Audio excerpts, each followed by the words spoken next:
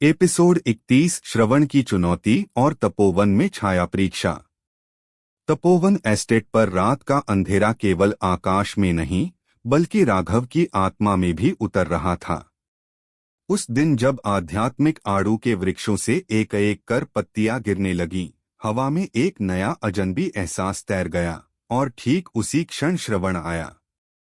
श्रवण, वह युवक जो कभी राघव का निकटतम मित्र था, अब एक रहस्यमय परिवर्तन से गुजर चुका था। उसकी आंखों में अब छाया की चमक थी और उसके पीछे खड़ी थी अंधकार से बनी एक रहस्यमय आकृति, छायापुत्र की चेतना। मैं तुम्हें चुनौती देता हूं, राघव, श्रवण ने कहा।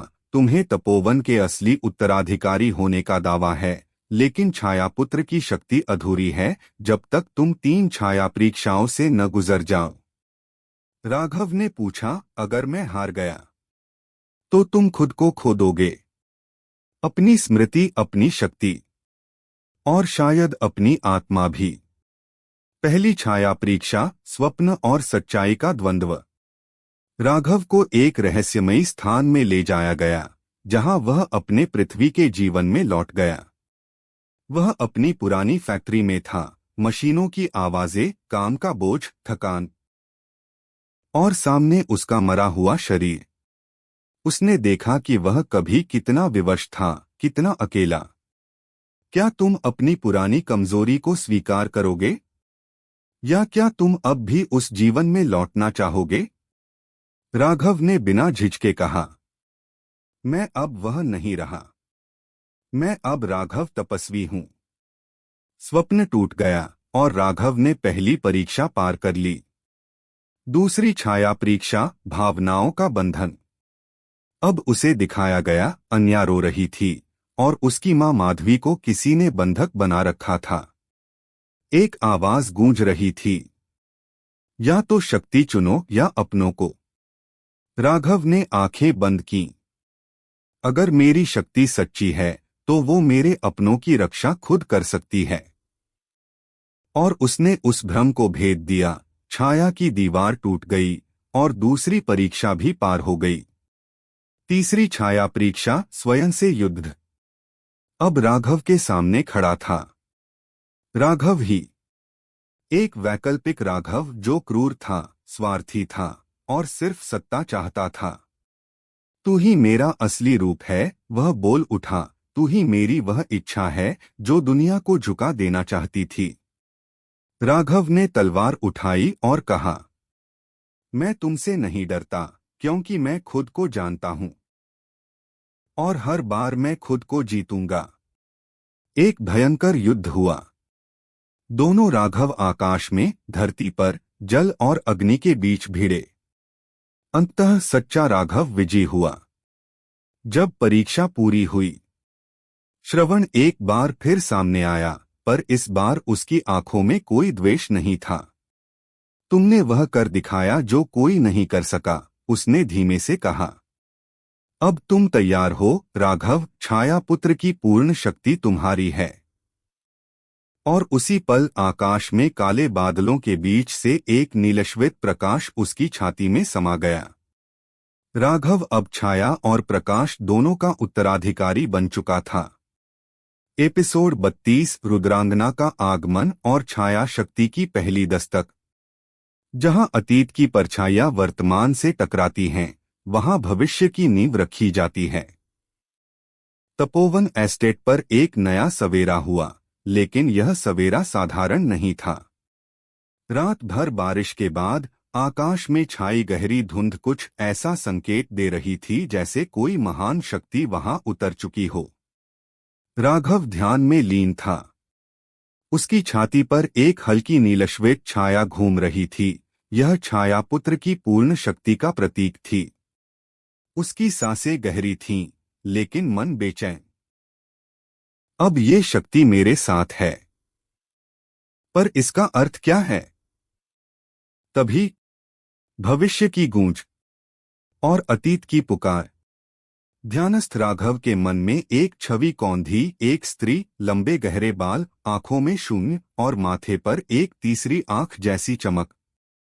वह चिल्ला रही थी, राघव, मुझे मत भूलो। मेरा रक्त अभी भी तपोवन में बह रहा है। राघव हड़बड़ाकर उठा।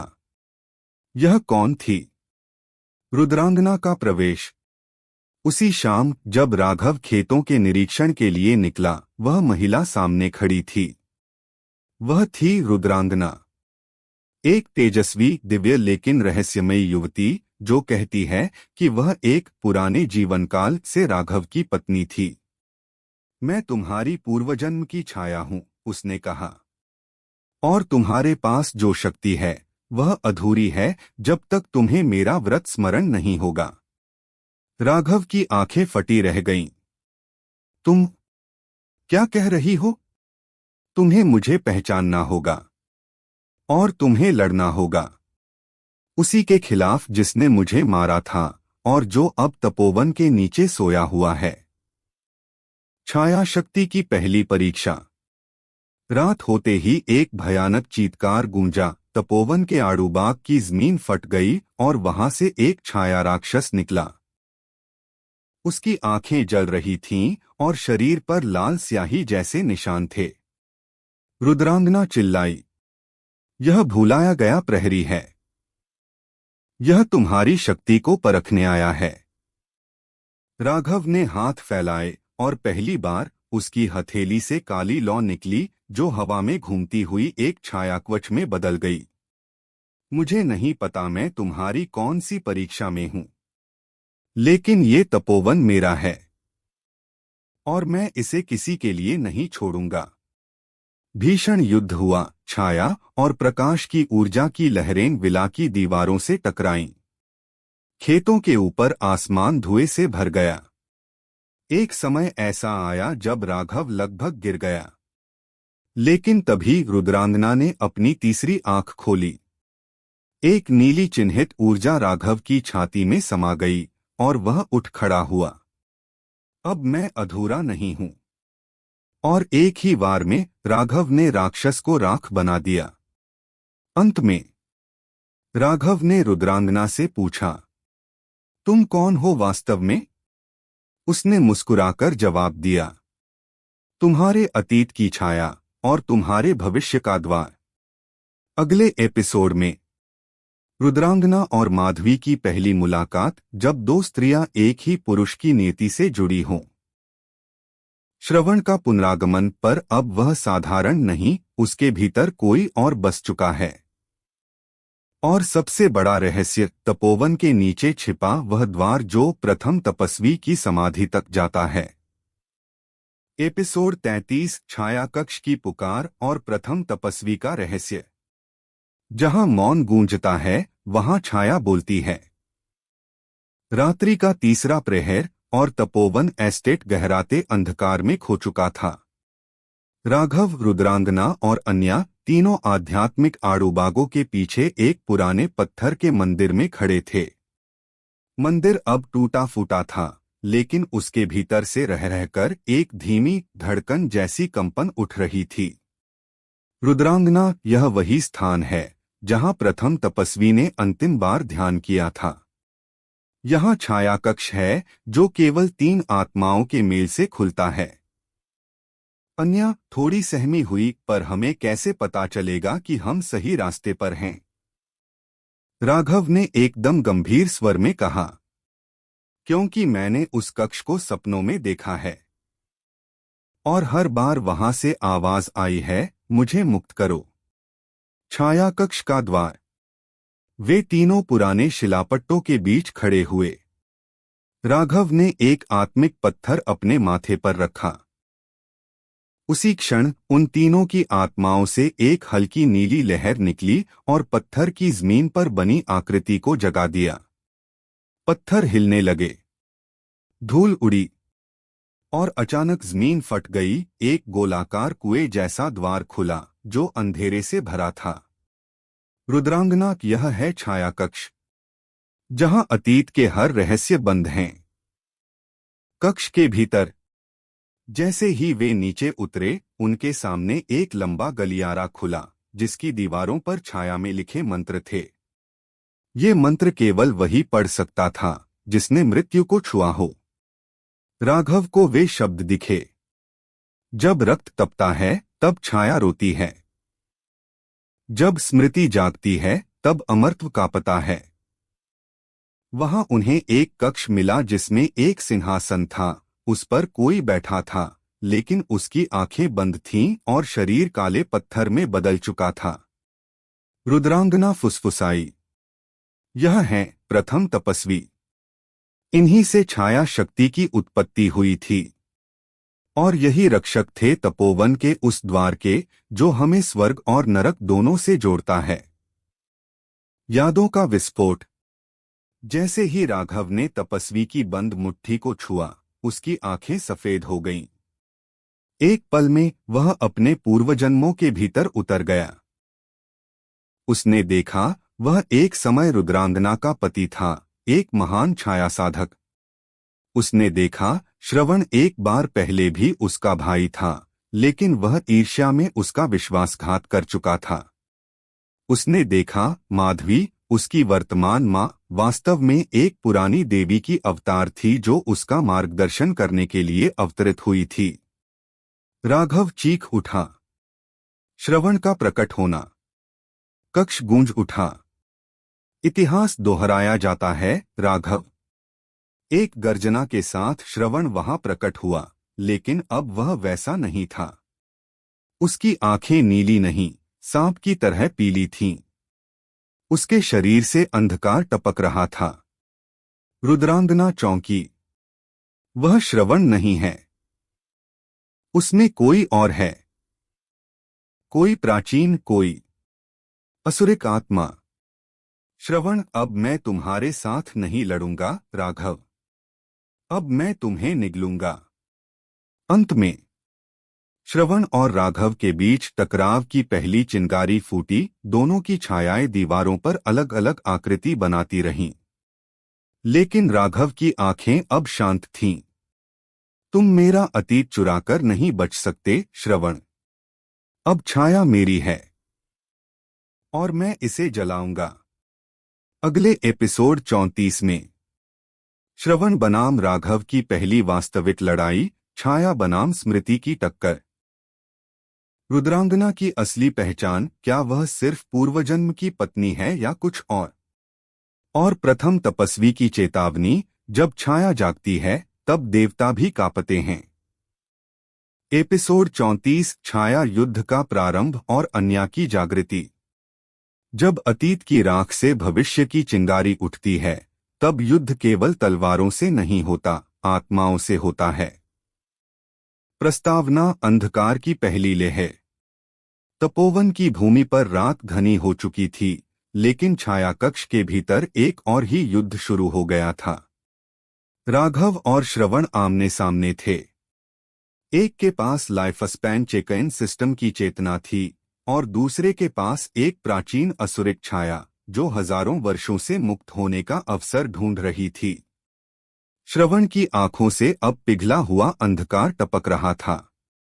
राघव, तुम्हें क्या लगता है ये जन्म तुम्हें नया अधिकार देगा? नहीं, यह सिर्फ तुम्हारे विनाश का नया दृश्य है। छाया बनाम स्मृति, पहली टक्कर। राघव ने आंखें बंद कीं। उसके चारों ओर हवा स्थिर हो गई।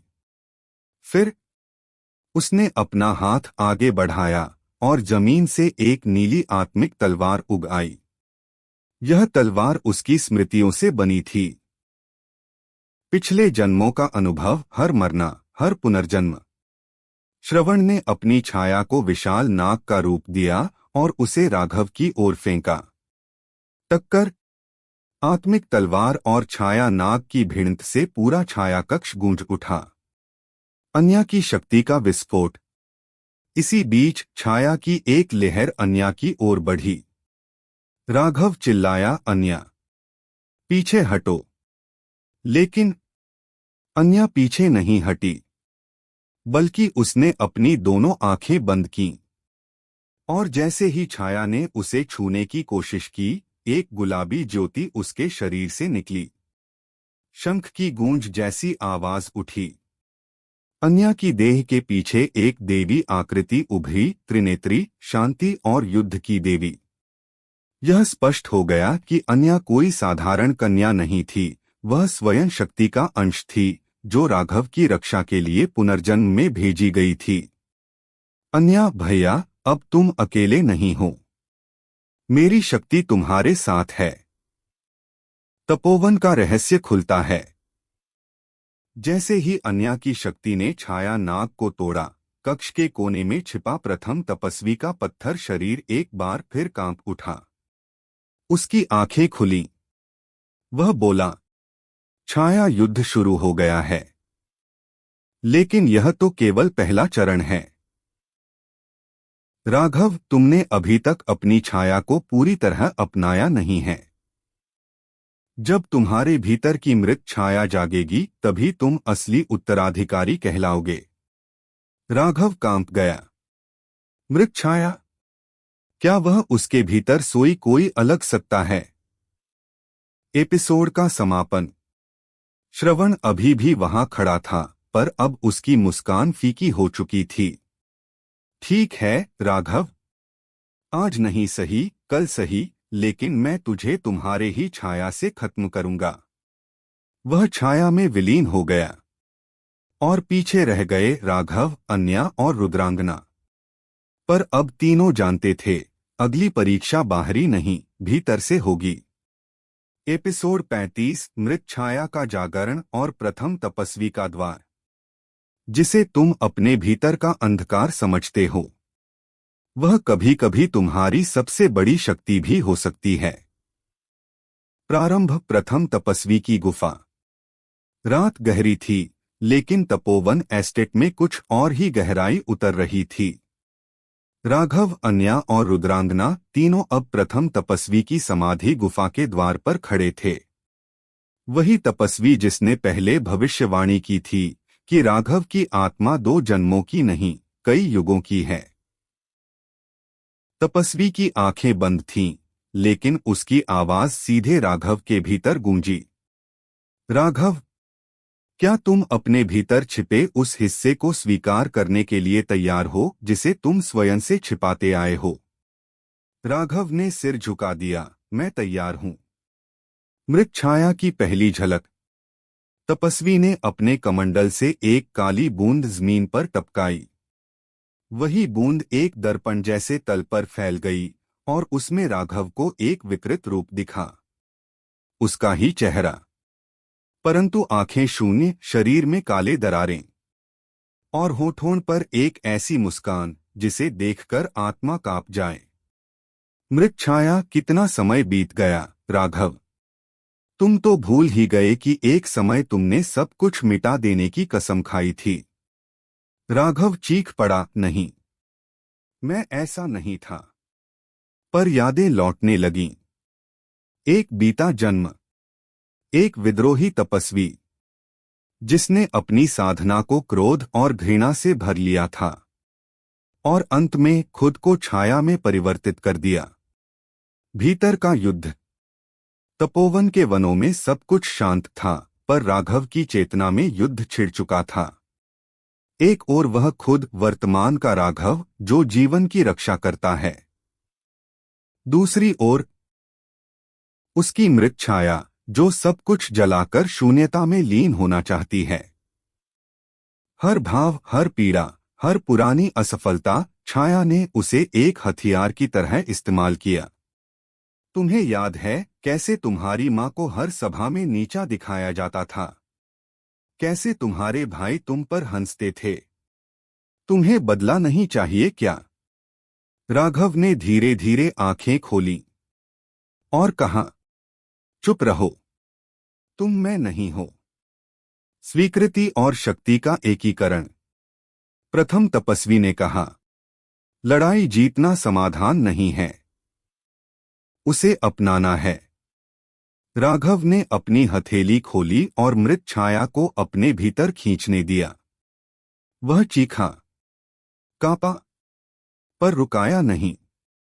मृत छाया अब उसकी आत्मा का हिस्सा थी, पर नियंत्रण उसके पास था।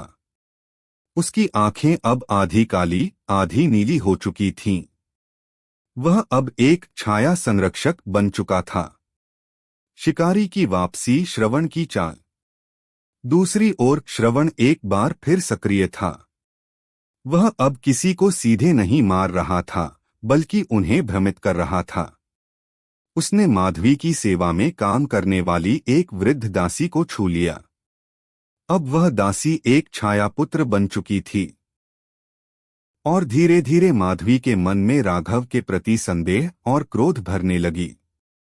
मालकिन, क्या आपने कभी सोचा है कि राघव के भीतर अब कुछ और बस चुका है? वह पहले जैसा नहीं रहा। एपिसोड समापन। खतरे की घंटी। राघव ने आंखें खोलीं। वह अब नया था, पर उसी क्षण उसे एक ध्वनि संकेत तंत्र से संदेश मिला। रुद्रांगना दौड़ते हुए आई। राघव, तुम्हारी मां, वो गायब हो गई है। उसकी आत्मा ऊर्जा बहुत अस्थिर हो रही है। राघव का चेहरा सख्त हो गया। श्रवण, अगर तूने मेरी मां को छुआ भी तो इस बार मैं सिर्फ छाया से नहीं लड़ूंगा, तेरी आत्मा को जलाकर राख कर दूंगा। एपिसोड 36। छाया जंगल की भूल भुलैया और माधवी का खोया सच। प्रारंभ। मां की गंध हवा में है। राघव का चेहरा कठोर हो चुका था। मां माधवी का अचानक गायब हो जाना और आत्मा की अस्थिरता, ये कोई साधारण घटना नहीं थी। रुद्रांगना, जो अब तपोवन की शास्त्र संरक्षिका बन चुकी थी, ने धीरे से कहा, राघव, ये किसी छाया प्राणी का काम नहीं। ये कोई ऐसा है जो तुम्हारे मन को तोड़ना चाहता है। राघव की मुट्ठियां कस गईं। श्रवण, अब तुझसे बात नहीं, युद्ध होगा। छाया जंगल का प्रवेश। अन्या ने माधवी के अंतिम स्थान की आत्मिक गूंज को महसूस किया। तीनों, राघव, अन्या और रुद्रांगना, तपोवन के पूर्वी हिस्से में स्थित छाया जंगल में प्रवेश कर गए। ये जंगल दिन में भी अंधकारमय रहता था। यहाँ पेड़ों के बीच से कोई रोशनी नहीं आती और समय का कोई मोल नहीं होता। इस जंगल में हर किसी को उसकी सबसे गहरी स्मृति दिखाई जाती है, और यदि वो उसे स्वीकार न करे तो वो हमेशा के लिए खो जाता है। अन्या की परीक्षा, पूर्वजन्म का पुनरावलोकन। जैसे ही वे अंदर बढ़े, अन्या एक पुराने मंदिर की छाया में चली गई। वहां उसे एक स्त्री की छवि दिखी, सुंदर, सौम्य, पर आंखों में युद्ध का पागलपन। तुम मेरी संतान हो, अन्या। मैंने तुम्हें इस जीवन में भेजा ताकि तुम अपने अधूरे कार्य को पूरा कर सको। अन्या कांप उठी। उसे दिखा कि वह किसी प्राचीन देवी योद्धा का पुनर्जन्म थी, जिसे छाया शक्ति से लड़ते हुए धोखे से मारा गया था। राघव, वह सिर्फ तुम्हारा भाई नहीं है, वह तुम्हारा अंतिम अस्त्र भी है। राघव की परीक्षा, माधवी की छवि। राघव अकेले एक गुफा में पहुंचा, जहां उसकी मां माधवी एक काले क्रिस्टल के पिंजरे में कैद थी। माधवी की आंखें लाल थीं और वह बुदबुदा रही थी। राघव, तूने मुझे त्याग दिया, तूने मेरा विश्वास तोड़ा। राघव का दिल कांप गया, पर तभी उसकी मृत छाया पुनः प्रकट हुई। तू हमेशा खुद को माफ करता है, लेकिन दूसरों को भूल जाता है। राघव चिल्लाया, मैंने अपनी मां को कभी नहीं छोड़ा। तभी क्रिस्टल पिंजरा फट गया और माधवी उसके सामने रोती हुई गिरी। माधवी का असली स्वर वापस आया, बेटा, मैंने तुम्हें पहचान लिया। मेरी आत्मा भ्रमित कर दी गई थी। राघव ने अपनी मां को गले लगा लिया। अब कोई भी तुम्हें मुझसे नहीं छीन सकता। श्रवण का आक्रमण। छाया जंगल में रक्तवर्षा। जैसे ही वे बाहर निकलने लगे, जंगल का आसमान लाल हो गया। श्रवण प्रकट हुआ, अब एक अर्धराक्षसी छाया योद्धा के रूप में। बहुत हो गया प्यार और रक्षा, अब युद्ध। उसने राघव पर हमला कर दिया। छाया बाणों की बारिश होने लगी। रुद्रांगना ने कवच मंत्र से रक्षा की, पर श्रवण अब साधारण नहीं था। उसने अन्या की ओर देखा और कहा, तेरी आत्मा में जो युद्ध शक्ति है वही मुझे चाहिए। राघव ने तलवार निकाल ली, तेरे पापों का हिसाब यहीं होगा। महायुद्ध की शुरुआत। श्रवण और राघव की टक्कर ने पूरा जंगल हिला दिया। छायातेज, प्रकाशस्त्र और मृत छाया की ऊर्जा सब एक साथ चल रहे थे। माधवी मंत्र बुदबुदा रही थी, एक पुराना रक्षक मंत्र जो केवल माताओं को सिखाया जाता था। रुद्रांगना ने चेतावनी दी, राघव, यह युद्ध सिर्फ बाहरी नहीं है। श्रवण तुम्हारी छाया को फिर से आजाद करना चाहता है। राघव चिल्लाया, फिर से नहीं। मैं अब अधूरा नहीं हूं। एपिसोड का समापन। भविष्य की एक झलक। श्रवण घायल होकर भाग गया, पर जाते जाते कह गया, तुम सोचते हो ये अंत है? ये तो बस शुरुआत है।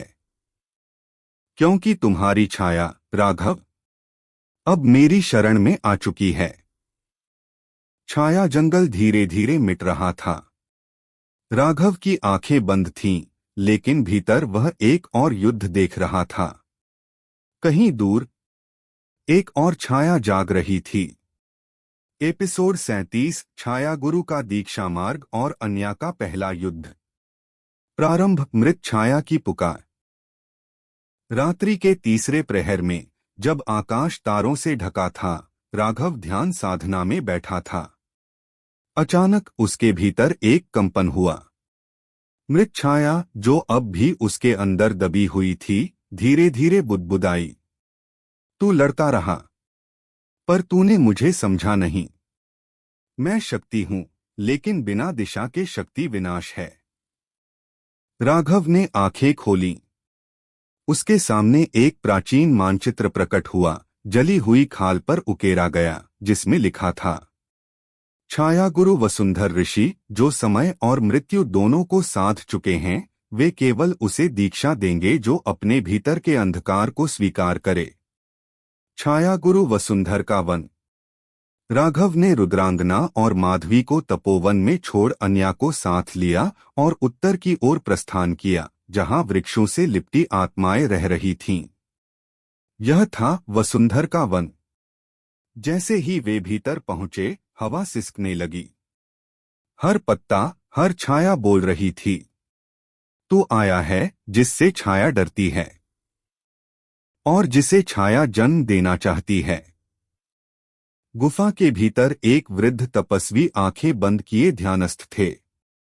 सिर से पांव तक राख में लिपटे और छाया की ऊर्जा उनके चारों ओर लहराती हुई।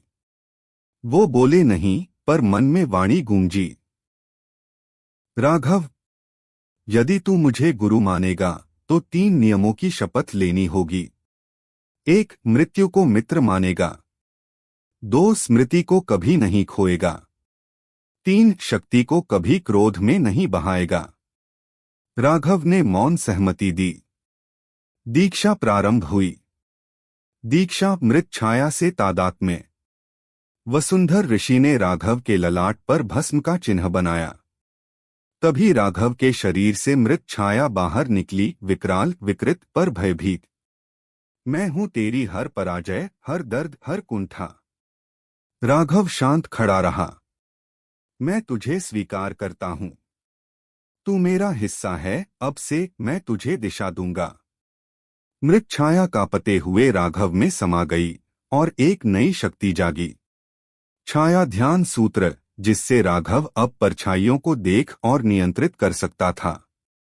अन्या का युद्ध। रक्त क्रीड़ा का उद्घाटन। वन के बाहर एक छाया गिरोह ने हमला किया था।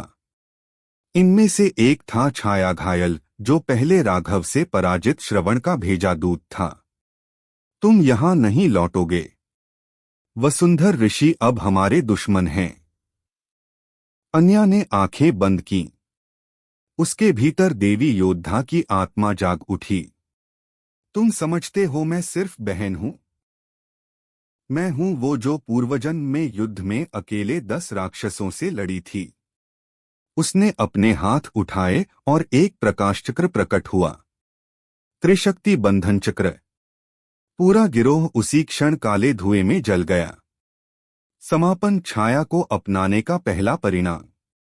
रात्रि समाप्त होने से पहले वसुंधर ऋषि ने राघव से कहा, अब जब तू छाया को नियंत्रित करना सीख रहा है, तेरे पास दो रास्ते हैं। एक, श्रवण का अंत करना। दूसरा, उसकी छाया को भी अपना बनाना। राघव ने उत्तर नहीं दिया। वो जानता था आगामी परीक्षा न केवल उसकी शक्ति की होगी, बल्कि उसके हृदय की भी।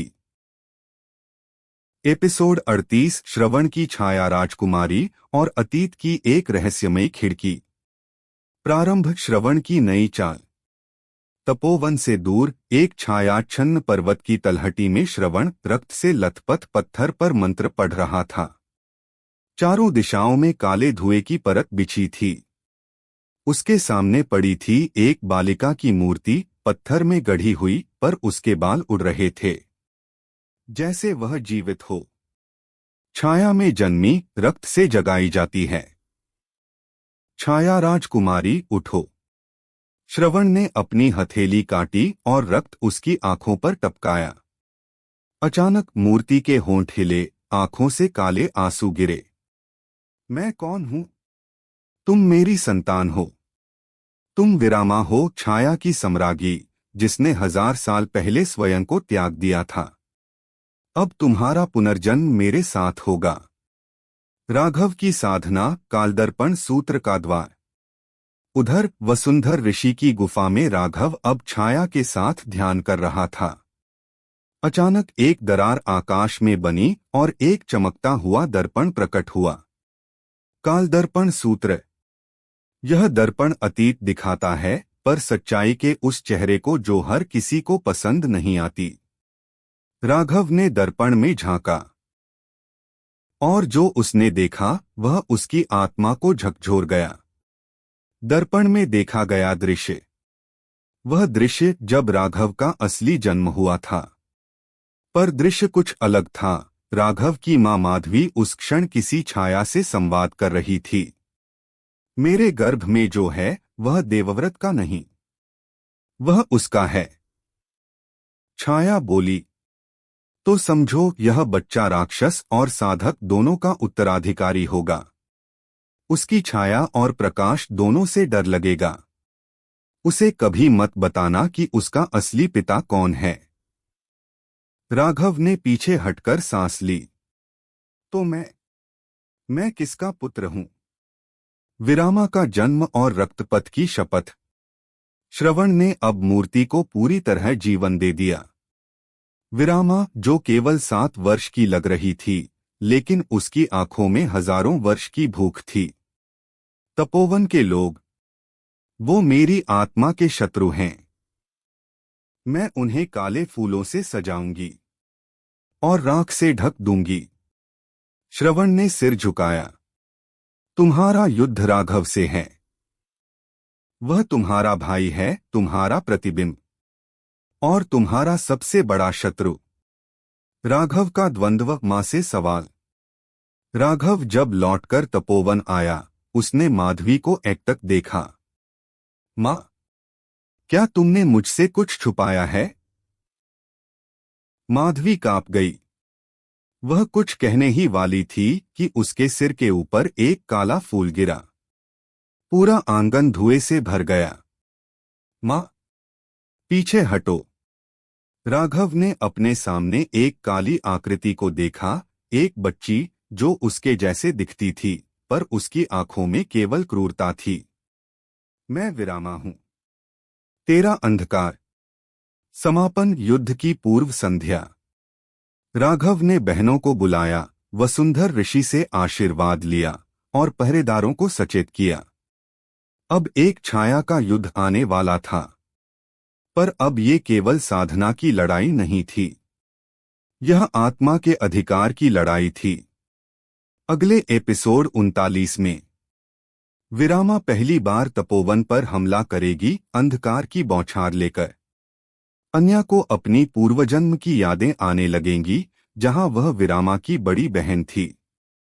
राघव पहली बार छाया की शक्ति से विरामा से टकराएगा, पर क्या वह अपनी बहन पर प्रहार कर पाएगा? एपिसोड 39 विरामा का रक्तवर्षा आक्रमण और अन्या की पूर्वजन्म की स्मृति। प्रारंभ अंधकार की पहली बौछार। तपोवन एस्टेट की पूर्व दिशा में एकाएक अंधकार छा गया। आकाश में रक्त की बूंदें गिरने लगीं। हर पौधा, हर वृक्ष, हर पत्थर काले छाल की तरह झुलसने लगा।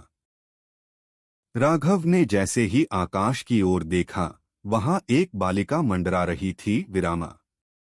उसके चारों ओर छायापतंगे घूम रहे थे, जो अंधकार से बने थे और आत्मा चूसने में सक्षम थे। तपोवन, सुन ले, मैं विरामा हूं, राघव की जुड़वा छाया। मैं आई हूं वह सब लेने जो मेरा था। अन्या की चेतना में कुछ टूटा। अन्या, जो राघव के पीछे खड़ी थी, अचानक गिर पड़ी। उसकी आंखें पलट गईं और माथे से एक चमकता हुआ चिन्ह प्रकट हुआ। त्रिकोण में बंद 3 चंद्रमा। वह जाग रही है। वसुंधर ऋषि ने देखा, उसका अतीत लौट रहा है। अन्या की पूर्वजन्म की स्मृति, जब वह यामिनी थी। अन्या के सामने एक नया दृश्य खुला, एक प्राचीन मंदिर, जहां वह यामिनी थी, अंधकार और प्रकाश की संतुलन की देवी। विरामा तब उसकी छोटी बहन थी और राघव उनके संरक्षक। लेकिन एक बार विरामा ने संतुलन भंग किया। उसने देवताओं से विद्रोह कर छाया का उपयोग जीवन को नष्ट करने के लिए किया। यामिनी ने आंसू बहाते हुए उसे पत्थर की मूर्ति में बांध दिया। तुम मेरी बहन हो, पर यह संसार तुमसे बड़ा है। यामिनी अन्या का पूर्व रूप। वर्तमान तपोवन पर पहला टकराव। राघव ने एक नया छाया कवच प्रकट किया, जो वसुंधर ऋषि ने उसे दिया था। वह आकाश में उठा और विरामा से भिड़ गया। दोनों भाई बहन आमने सामने थे। तू मेरी बहन है, फिर भी मैं तुझे रोकूंगा। राघव, तू मेरा प्रतिबिंब है। राघव, तू मेरा अंधकार है। विरामा। आकाश में बिजली गिरी और दोनों के बीच टकराव हुआ। धरती फटने लगी, तपोवन का मैदान थर्रा गया। अन्या जागी, फिर बनी यामिनी। अन्या की आंखों से प्रकाश फूटा। उसके शरीर पर प्राचीन देव भाषा की लकीरें उभर आईं। बहन। विरामा, तुम्हें फिर से गले लगाने आई हूं, युद्ध करने नहीं। अन्या आकाश में उठी, उसकी ऊर्जा ने विरामा को जकड़ लिया। पर विरामा चीख उठी, मैं अब कोई बच्ची नहीं, मैं मृत्यु हूं। समापन। विरामा का प्रकोप और राघव की उलझन। विरामा ने खुद को मुक्त कर लिया और एक आत्माबम जैसा विस्फोट किया। राघव ने उसे रोकने के लिए अपनी पूरी छाया शक्ति का उपयोग किया, लेकिन उसकी छाती पर एक दरार पड़ गई। अब या तो वह मरेगा या मैं। धरती कांपी और फिर विरामा अदृश्य हो गई। अगले एपिसोड 40 में राघव अब गहराई में जाएगा, जहां छायापुत्रों की आत्माएं कैद हैं। वहां उसे मिलेगा एक पुराना छायाशास्त्र ग्रंथ, जो विरामा को रोकने का एकमात्र उपाय है। अन्या बटा यामिनी को अपने देवत्व को चुनना होगा, या अपनी बहन के लिए सब कुछ त्यागना होगा। एपिसोड 40 छाया की दुनिया, राघव का आत्मप्रवेश और यामिनी की दोहरी कसौटी। प्रारंभ। छाया की ओर खुलता एक द्वार। तपोवन की धरती अब भी विरामा के विस्फोट से कांप रही थी। राघव की छाती से रक्त रिस रहा था, लेकिन उसकी चेतना स्थिर थी।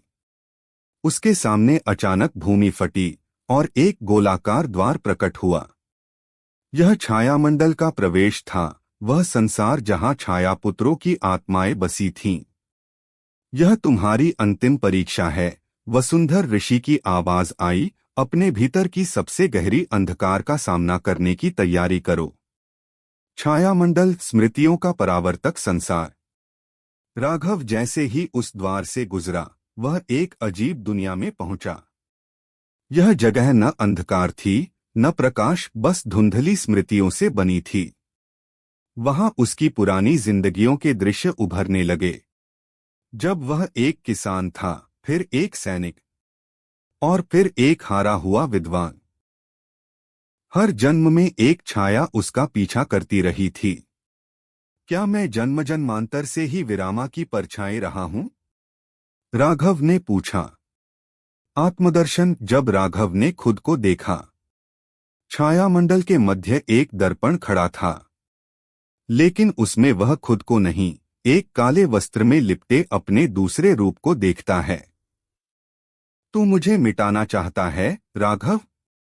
मैं ही तेरे अंदर की क्रूरता हूं, वह इच्छा जो तुझे अमर बनना चाहती है। छाया राघव। उन दोनों में एक भयानक मानसिक युद्ध शुरू होता है, जहां शब्द नहीं, संवेदनाएं हथियार बन जाती हैं। दूसरी ओर यामिनी की परीक्षा। तपोवन में अन्या अब आधी यामिनी बन चुकी थी। देवों की एक दिव्य सभा आकाश में प्रकट होती है। तुम्हें तय करना होगा, या तो राघव को बचाओ या विरामा को उसके पापों के साथ विनाश से बचाओ। यामिनी दो पथों के बीच खड़ी थी। एक ओर उसका भाई राघव, जो छाया में समा सकता है। दूसरी ओर उसकी बहन विरामा, जो अंधकार की देवी बनने को आतुर थी। यदि मैं एक को बचाऊं, क्या मैं दूसरे को खो दूंगी? यामिनी। छायामंडल में अंतिम द्वंद्व। राघव बनाम राघव। राघव का छायारूप अब वास्तविक आकार में आ गया था। उनके बीच तलवारें नहीं, बल्कि यादें और निर्णय टकरा रहे थे। तेरी कमजोरी ही तुझे मार डालेगी, और तेरी क्रूरता तुझे अकेला छोड़ देगी। राघव ने अपनी आत्मा की तलवार निकाली, वह तलवार जो केवल मूल्य पर आधारित होती है, और अपने छाया स्वरूप पर प्रहार किया। एक विस्फोट हुआ। समापन, नई शक्ति का जन्म। जब सब कुछ शांत हुआ, राघव अपनी चेतना में लौटा। उसकी आंखें अब काले और सफेद दोनों रंगों की थीं। तुम छाया को स्वीकार कर चुके हो, लेकिन उसे नियंत्रित करना तुम्हारा मार्ग होगा। वह अब आधा छाया और आधा प्रकाश बन चुका था। नया रक्षक, नए युग का। अगले एपिसोड 41 में विरामा फिर लौटेगी, लेकिन बदली हुई। क्या वह नष्ट हो चुकी है या नया स्वरूप ले चुकी है? यामिनी को एक बलिदान देना होगा, या खुद को त्यागना, या अपना प्रेम राघव को छोड़ना। एक नया पात्र प्रवेश करेगा, अश्वत्था। छाया और देवताओं के बीच की सेतु, जो राघव का अंतिम गुरु बनेगा।